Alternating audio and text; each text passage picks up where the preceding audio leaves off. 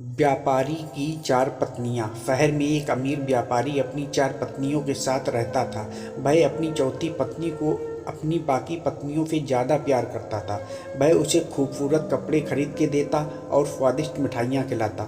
वह उसकी बहुत देखभाल करता था। वह अपनी तीसरी पत्नी से भी बहुत प्यार करता था। उसे उस पर बहुत गर्व भी था, लेकिन वह उसे अपने मित्रों से दूर रखता था, क्योंकि उसे डर था कि वो उसको छोड़कर किसी दूसरे आदमी के साथ भाग ना जाए। वह अपनी दूसरी पत्नी को भी प्यार करता था। दूसरी पत्नी उसकी बहुत देखभाल करती थी और व्यापारी उस पर काफ़ी भरोसा करता था।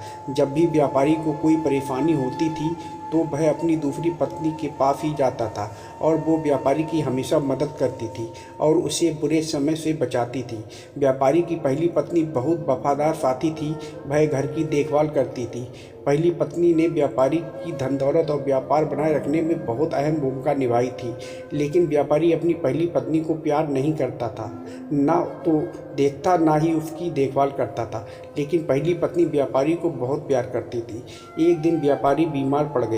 उसकी बीमारी लंबे समय तक चलती गई और व्यापारी को लगा कि वह जल्द ही मरने वाला है। उसने अपने शानदार जीवन के बारे में सोचा और खुद से कहा कि अभी मेरी चार पत्नियां हैं, लेकिन मरूंगा अकेला ही। कितना अकेला हूँ मैं। तब उसने अपनी चौथी पत्नी को बुलाया और पूछा कि मैं तुमसे सबसे ज़्यादा प्यार करता हूँ, महंगे कपड़े और स्वादिष्ट मिठाइयाँ खरीद के देता हूँ। अब जब मैं मरने वाला हूँ तो क्या तुम मेरा साथ दोगी और मेरे साथ चलोगी? पत्नी ने कहा, बिल्कुल नहीं। उसने आगे कुछ नहीं कहा और वहाँ से चली गई। चौथी पत्नी का ये जवाब व्यापारी के मन पे चाकू की तरह चल गया और वह उदास हो गया। अब व्यापारी ने अपनी तीसरी पत्नी को बुलाया और कहा, मैंने ज़िंदगी भर तुम्हें बहुत प्यार किया।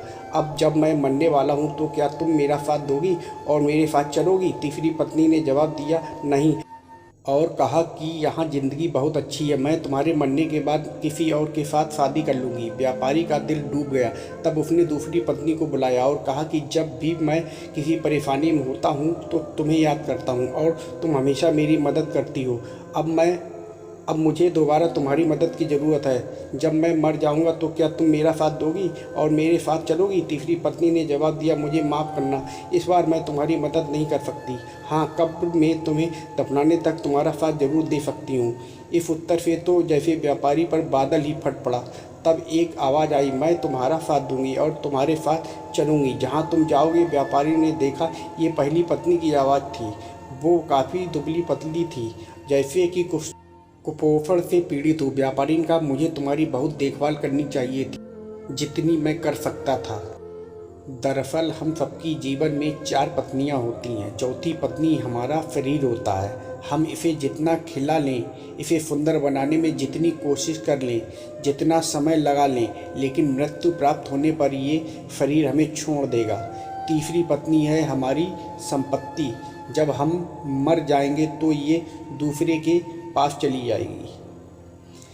हमारी दूसरी पत्नी होती है परिवार और मित्र, चाहे ये हमारे जितने भी करीब क्यों ना हो, कितना ही प्यार क्यों ना करते हों, लेकिन ज़्यादा से ज़्यादा वो हमारी कब्र तक या हमें जलाने तक ही हमारे साथ रह सकते हैं। हमारी पहली पत्नी है हमारी आत्मा, सांसारिक खुशियों के लिए जिसकी हम उपेक्षा कर देते हैं। केवल यही वह चीज़ है जो हमारा साथ देगी और जहाँ जहाँ हम जाएंगे हमारे साथ साथ जाएगी। इसलिए हमें अभी से इसके साथ अपने संबंधों को विकसित और मजबूत करना चाहिए और इसकी देखभाल करनी चाहिए, इसे शुद्ध करना चाहिए।